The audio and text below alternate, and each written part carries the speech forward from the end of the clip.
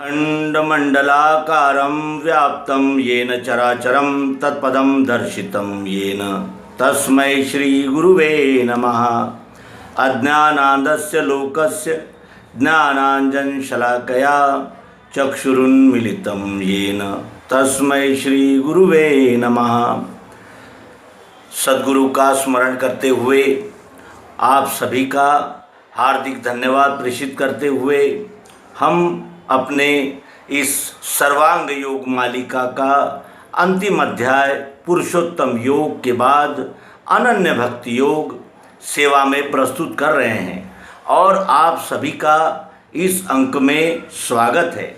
मित्रों, जिस तरह गृहिणी दिन भर ये मसाला वो मसाला ये पदार्थ बनाने के लिए ऐसा करो वैसा करो सब कुछ करती है और फिर वो व्यंजन तैयार होता है और वो व्यंजन हमको परोसती है, हम ये कहते हैं कि भाई इसमें क्या विशेष हुआ, व्यंजन तो बन गया और हमने खा लिया।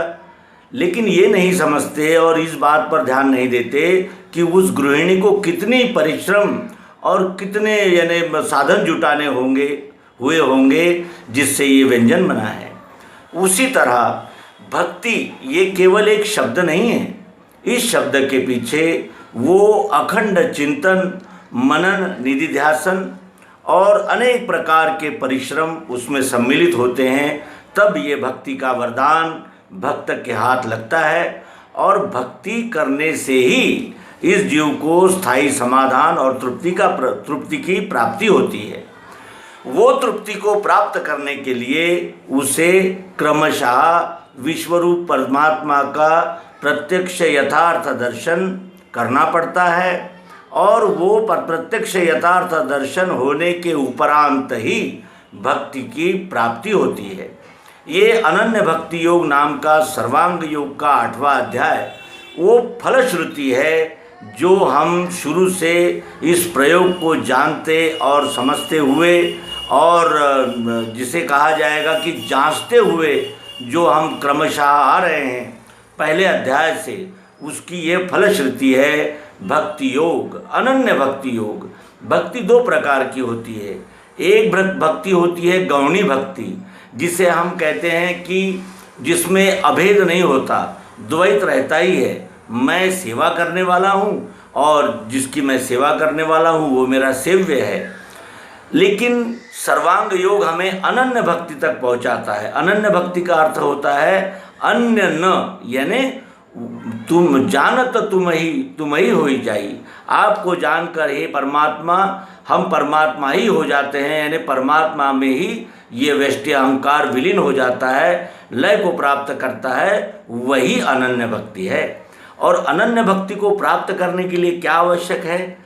अपनी इंद्रियां, मन, बुद्धि के द्वारा हम उस विश्वरूप परमात्मा का अध्यात्म विज्ञान की प्रायोगिक पद्धति से जाने समझे और उसको यानी निश्चय की कसौटी पर कसे और इस सिद्धांत का बोध होते ही वो अटल निश्चय हमें प्राप्त हो जाता है कि यह विश्व ही परमात्मा है, यह विश्व ही इस विधाता का सत्य स्वरूप है जो हमारे दृष्टि से दिख रहा है। ब्रह्म सत्य जगन मिथ्या ये कहने वाले आचार्य, लेकिन वो ये यहाँ गड़बड़ यानी यहाँ ये हो जाता है, उनका दृष्टिभ्रम हो जाता है कि ये जो जगत है जिसे वो मिथ्या कहते हैं वो भी इसी विश्व से निर्माण हुआ है। देखें जगत क्या है और विश्व क्या है। जगत है जो हमारी आँखों से अखंड दिख रहा है। अब इसमें ये मेरा काका है, वो मामा है, ये मेरा घर है, मेरा राष्ट्र है और ये मेरा परिवार है और ये जो सारा मेरा है ना, ये है मिथ्या और ये तो छूट ही जाना है, ये तो हम सब जानते हैं। जो जन्म के बाद प्राप्त हुआ है वो मृत्यु के बाद यानी हमसे छूट ही जाएगा, ये अवश्यम भावी है और इसमें कोई दो राय नहीं है, दो मत नहीं है और ये हमारा प्रत्यक्ष का अनुभव है। यही जगत है जो नाशवान कहलाता है। नाशवान इसलिए कहलाता है कि उसका सतत रूपांतरण जारी रहता है। जो हमारा बेटा है वो भी बिछड़ जाएगा, जो हमारा घर है वो भी बिछड़ जाएगा, जो हमारा परिवार है वो भी बिछड़ जाएगा, क्योंकि सभी यहाँ अपने अपने कर्म फल भोगने के लिए और अपने प्रारब्ध के अनुसार आते हैं, अपना प्रारब्ध भोगते हैं, कर्म फल भोगते हैं और नए कर्म और उनका फल लेकर और मन बुद्धि चित्त और अहंकार के सहित इन इंद्रियों पर होने वाले सभी प्रकार के संस्कार लेकर ये जो चैतन्य शक्ति है वो इस शरीर को छोड़कर अन्य शरीर धारण करने के लिए चली जाती है और फिर वही कर्मफल और फिर कर्म, ये अखंड चक्र इस जीव के पीछे लगा हुआ है। इस तरह हम यानी ब्रह्म सत्य जगन मिथ्या का यानी जानकारी ले सकते हैं और जान सकते हैं ब्रह्म क्या है और सत्य क्या है। जगत कितना है, जैसे पानी पर जो उभरने वाले बबूले हैं, फोटके हैं, लहरें हैं, वो क्या है, पानी के सहारे से ही यानी दृष्टिगत होने वाले वो जल के अनेक प्रकार के तरंग है। जल नहीं है तो तरंग भी नहीं हो सकते, लेकिन तरंग नहीं भी है तो जल हो सकता है। उसी तरह यह विश्व रूप तो रहेगा ही रहेगा। इसमें भले ही हमारे जो नाते संबंध है, मानिंदियाँ हैं, कल्पनाएं हैं, मेरा ये जो भावना है ये तो नाशवान है ही, इसका तो नाश अवश्यम भावी है और यही माया है और यही जगत है जो आचार्य आद्य शंकराचार्य कहते हैं। लेकिन इस जगत को ही विश्व मान लेना ये हमारी भ्रांति है। जगत नहीं रहता, यानी हमारी कल्पनाएं, मानिंदियाँ, हमारी ममता, मोह, ये सब नहीं रहेगा, क्योंकि इसको छोड़कर ही ये इस जीव को जाना पड़ता है। लेकिन ये विश्व रहेगा और विश्व से ही ये अनेक प्रकार के भूत निर्माण होते हैं, जीव निर्माण होते हैं, उसी में रहते हैं और उसी में विलय होते हैं। तो ये विश्व बना कैसे है, तो पंच महाभूतों से बना है, ये हमने प्रयोग में जाना। कौन से महाभूत है वो? पृथ्वी, जल, अग्नि, वायु और आकाश। उसके बाद इन पंच महाभूतों को चालना देने वाली, इनको क्रियाशील रखने वाली एक क्रिया शक्ति है, वो है सत्वगुण, रजोगुण और तमोगुण। इनको हमने मन से जाना और प्रत्यक्ष प्रयोग द्वारा उनका अनुभव लिया। इसके बाद इस जो स्थूल जो दिख रहा है, ये जो विराट विश्व का स्वरूप दिख रहा है, क्षर भाव, उसमें ओत प्रोत व्याप्त चाह जरूरत प्रियत्व रूप मिठास वो आत्मा है और उस आत्मा के प्रकाश में ही ये सारा यानी सृष्टि का कारोबार चल रहा है। ये पंचतत्व और तीन गुणों को जो प्रकाश दे रहा है वो चाह जरूरत प्रियत्व मिठास रूप वो आत्मा है। और ये दोनों भाव जानने के लिए हमने किए थे। ये दोनों भावों का लय पुरुषोत्तम परमात्मा में हो जाता है, जो कि यह विश्व है। ये हमने प्रत्यक्ष प्रयोग द्वारा देखा। और वेदों के नीति का शेष, वेदों ने ये सब कुछ बता दिया, गीता ने भी ये सब कुछ बता दिया, लेकिन उसका बोध हमें नहीं था। वो बोध कराना ही सद्गुरु की महिमा है। और सद्गुरु तत्व दर्शन प्रत्यक्ष यथार्थ प्रयोग द्वारा हमारे सम्मुख रखते हैं। यही वो यानी टर्निंग पॉइंट है जिससे शब्द जाल से निकलकर हम सत्य के धरातल पर प्रतिष्ठित होते हैं। तो मित्रों, ये विवरण इसलिए देना पड़ा कि जब तक हम शब्द स्पर्श रूप रस गंध सतोगुण रजोगुण तमोगुण इनके साक्षी नहीं होते, तब तक आत्मा में स्थिरता नहीं कर पाते। और जब हम आत्मा में स्थिरता करते हैं तभी हमें उस संपूर्ण विश्वरूप परमात्मा का बोध होता है। हम देखते हैं कुछ लोग शब्द स्पर्श रूप रस गंध में ही यानी मग्न हो जाते हैं और उसी में वो संतोष पाते हैं। उन्हें ऐसा लगता है कि हम केवल शब्द स्पर्श रूप रस गंध इन तन्मात्राओं का अनुभव लेने के लिए ही विश्व में आए हैं। फिर इससे जो ऊपर उठते हैं वो अक्षर भाव में स्थित होकर आते हैं। तो वो अक्षर भाव से इस विश्व को एकत्व भाव से, एक रूप से और समान दृष्टि रखकर देखते हैं। उसके बाद इन दोनों का लय पुरुषोत्तम योग में हो जाता है। और जब हम अपनी बुद्धि को और अपने जिसे कहा जाएगा कि दृष्टि को पुरुषोत्तम भाव में स्थिर कर लेते हैं, तभी हमें इस विश्वरूप के परमात्मा भाव का यानी अनुभव आता है और साक्षात यानी दृष्टिगोचर होता है कि यह विश्व ही परमात्मा है, जो हमारा जन्मदाता, पालन करता और लय करता है। जैसे हमने प्रयोग में देखा था कि इस वस्तु का एक कण भी इस वस्तु के गुण धर्म से ओतप्रोत व्याप्त है। इस वस्तु का एक कण भी ये इसमें व्याप्त यानी शब्द स्पर्श रूप रसगंध सतुगुण रजोगुण तमोगुण और चाह जरूरत प्रियत्व मिठास इनसे अलग नहीं है। जो वस्तु में है वही एक कण में है, जो वस्तु में है वही इस एक कण में है, जो संपूर्ण में है वही इस वस्तु में है। ये हम प्रत्यक्ष प्रयोग में देख लेते हैं और उसके बाद हमें ध्यान में आता है कि यही परमात्मा है और इसी की सेवा करनी है। भज ये धातु संस्कृत का है। भज का अर्थ होता है भजना यानी सेवा करना। तो किसकी सेवा करें? हमने मानी हुई एक प्रतिमा या माने हुए किसी विभूति की पूजा करने से क्या इस संपूर्ण विश्वरूप परमात्मा की सेवा पूजा हो जाती है? नहीं, क्योंकि वो एक अंग है, घटक है, इकाई है।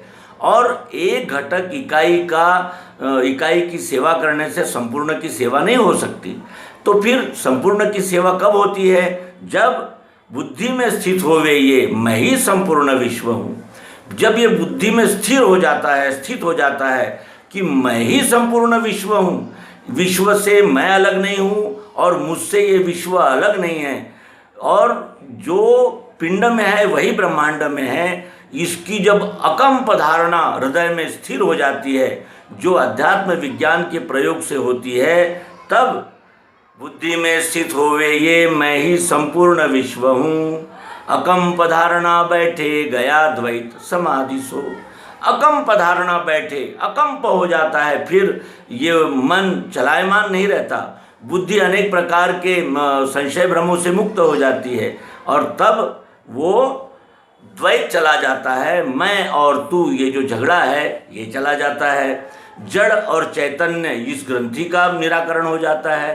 कुछ लोग कहते हैं कि ये जो दिख रहा है ये जड़ है और इसमें जो व्याप्त है वो चैतन्य है।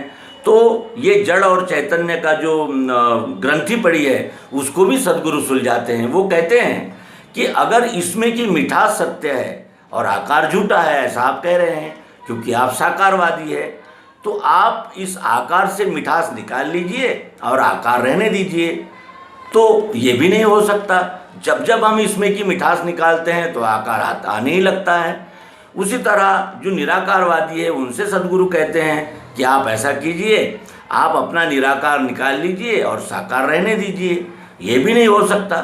यानी साकार से निराकार और निराकार से साकार अलग हो ही नहीं सकता। ये अन्योन्याश्रित रहने से यहाँ साकार और निराकार, सगुण और निर्गुण, इनका द्वंद्व शांत हो गया, समाधान हो गया।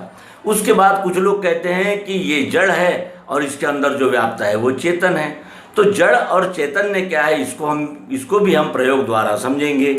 ये पुस्तक है। अब ये पुस्तक जो है ये जड़ है, ये क्रियाशील नहीं है, ये जड़ है, रखी हुई है। लेकिन जैसे ही हम इस पुस्तक का उपयोग शुरू करते हैं तो ये चैतन्य होकर हमें ज्ञान देना आरंभ करती है। तो वस्तु का सुप्त अवस्था वस्तु की वो जड़ है और चैतन्य अवस्था यानी क्रियाशील अवस्था चैतन्य है। हम भी रोज़ रात में सोते हैं तो क्या होता है, हम सुप्त अवस्था में पड़े रहते हैं। हमें ये पता नहीं रहता कि हम कहाँ हैं, हमारा नाम क्या है, हमारा देश कौन सा है, हमारी भाषा क्या है, हम क्या जानते हैं क्या नहीं जानते, हमारा प्रभुत्व कहाँ है, हमारी यानी हमारा क्या है क्या नहीं है, ये हम कुछ नहीं जानते। हम केवल पड़े रहते हैं, वो सुप्त अवस्था है। और जब हम जाग जाते हैं तब हमें, जब हम क्रियाशील होते हैं तभी हमें अपना बोध होता है। उसी तरह ये जड़ और चैतन्य की ग्रंथि भी सद्गुरु छुड़ा देते हैं। और इस तरह धीरे धीरे इस प्रयोग के द्वारा मनुष्य अपनी मानिंदियाँ, कल्पनाएं और अनेक प्रकार के भ्रमों से मुक्त होकर उस स्तर पर आ जाता है जो बुद्धि का तल है। बुद्धि के बल से सिद्ध होवे ये मैं ही संपूर्ण विश्व हूँ, और अकंप धारणा बैठे गया द्वैत समाधि सो, समत्व हो जाता है बुद्धि में। फिर यहाँ ये मेरा है वो तेरा है, ये ऐसा है वो वैसा है, ये सारे द्वंद्व द्वैत समाप्त हो जाते हैं। और फिर ये समाधि की अवस्था जब अखंड रहने लगती है, सुबह से शाम तक, जन्म से मृत्यु तक, ये जो यही विश्वरूप परमात्मा है और इसी की सेवा करनी है, ये बोध दृढ़ होता जाता है। समाधि की अवस्था ये अखंड रहने लगे, अनन्यता मिली उसको, वेदों का सार भी मिला। अब वो जानने लगा कि ये विश्व से मैं अनन्य हूँ और मुझसे ये विश्व अनन्य है, अन्य हो ही नहीं सकता। क्यों? क्योंकि उसी से उत्पत्ति, उसी में स्थिरता और उसी में लय, ये अखंड चक्र हो रहा है। और यही इस विश्व के क्षर गति का स्वरूप है। क्षर गति जो सतत रूपांतरकारी है, अक्षर जो उसमें व्याप्त चाह, जरूरत, प्रियत्व रूप मिठास, प्रियत्व है, और इन दोनों का लय पुरुषोत्तम भाव यानी इस विश्व रूप में ही उस साधक को हो जाता है। अब भक्ति की बात आती है, और भक्ति के बगैर इस जीव को स्थायी शांति समाधान मिलना असंभव है। और जब तक हम परमात्मा का सत्य स्वरूप जो ये विश्व रूप है इसको जानते नहीं हैं, तब तक के भक्ति होना भी असंभाव्य है।